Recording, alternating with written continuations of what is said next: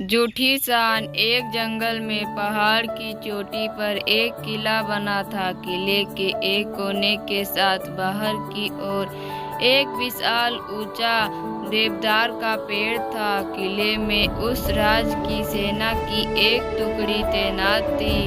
देवदार के पेड़ पर एक उल्लू रहता था। वह भोजन की तलाश में नीचे घाटी में फैले ढलवा चारागाहों में आता। चारागाहों की लंबी घासों व झाड़ियों में कई छोटे मोटे जीव को कीट पतंगे मिलते, जिन्हें उल्लू भोजन बनाता।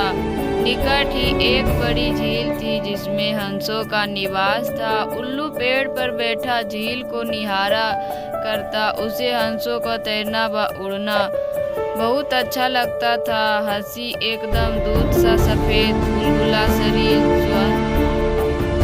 गर्दन, सुंदर मुख व तेजस्वी आंखें। उसकी बड़ी इच्छा होती कि हंस से उसकी दोस्ती हो जाए। एक दिन उल्लू पानी पीने के बहाने झील के किनारे उगी एक झाड़ी पर उतरा। निकट ही एक बहुत शालीन व सौम्य हंस पानी में तैर रहा था। हंस तैरता हुआ झाड़ी के निकट आया। उल्लू ने बात करके बहाना ढूंढा। हंस जी, आपकी आज्ञा हो तो पानी पी लूं, बड़ी प्यास लगी है। हंस ने चौंक कर उसे देखा और बोला, मित्र, पानी प्रकृति द्वारा सबको दिया गया वरदान है। उस पर किसी एक का अधिकार नहीं। उन्होंने पानी पिया, फिर सिर हिलाया जैसे उसे निराशा हुई हो। हंस ने पूछा, मित्र, असंतुष्ट नजर आ रहे हो, क्या प्यास नहीं बुझी? उल्लू ने कहा, हे हंस, पानी की प्यास तो बुझ गई, पर आपकी बातों से मुझे ऐसा लगा कि आप नीति व ज्ञान के सागर हैं। मुझसे वह कैसे बुझेगी? हंस मुस्कुराया, मित्र, आप कभी भी यहाँ आ सकते हैं, हम बातें करेंगे। इस प्रकार मैं तो जानता हूँ वह आपका हो जाएगा और मैं भी आपसे कुछ सीखूंगा। इसके पश्चात हंस व उल्लू रोज मिलने लगे।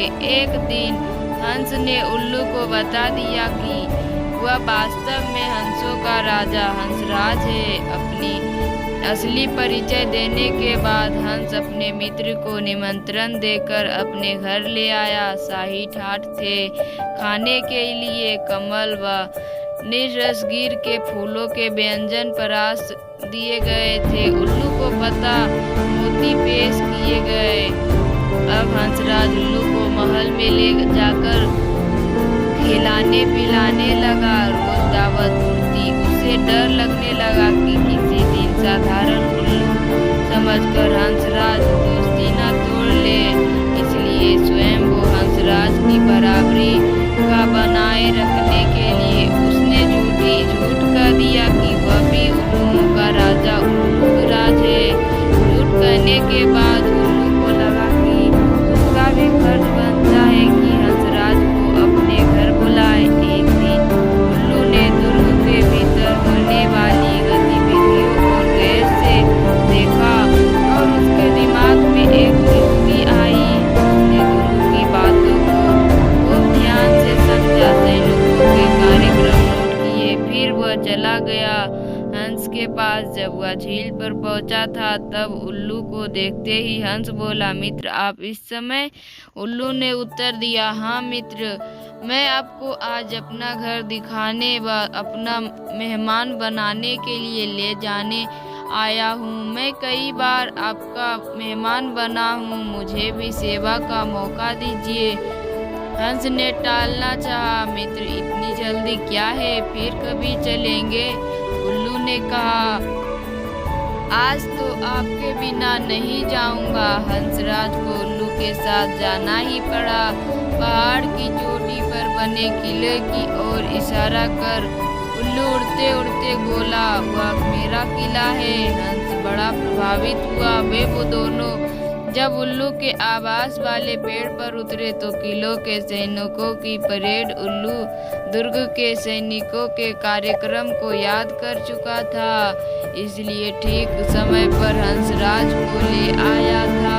उल्लू बोला, देखो आपके स्वागत में मेरे सैनिक बिगुल बजा रहे हैं। उसके बाद मेरी सेना परेड और सलामी देकर आपको सम्मानित करेगी। नित्य की तरह परेड हुई और झंडे को सलामी दी गई। हंस समझा सचमुच उसी के लिए यह सब हो रहा है।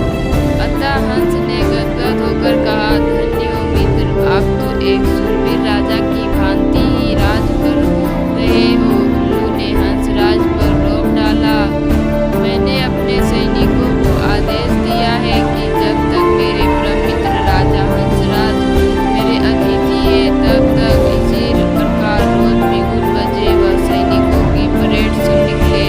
उल्लू को पता था कि सैनिकों का यह रोज का काम बन फंसा के फूल खिलाए उनको वह पहले ही जमा कर चुका था। भोजन का महत्व नहीं कर रहा गया। सैनिकों की परेड का जादू अपना काम कर चुका था। हंसराज के दिल में उल्लू मित्र के बहुत सम्मान पैदा हो चुका था। उधर सैनिक टुकड़ी को वहां से कूच करने के आदेश मिल चुके थे।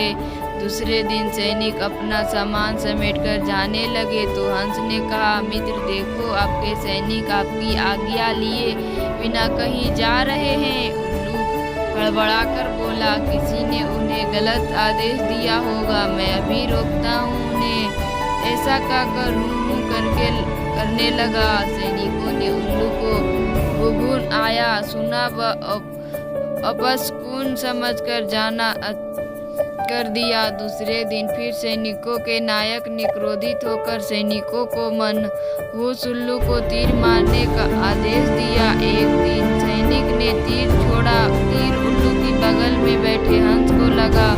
वह तीर खाकर नीचे गिरा व फड़फड़ाकर मर गया। उल्लू उसकी लाश के पास शोकाकुल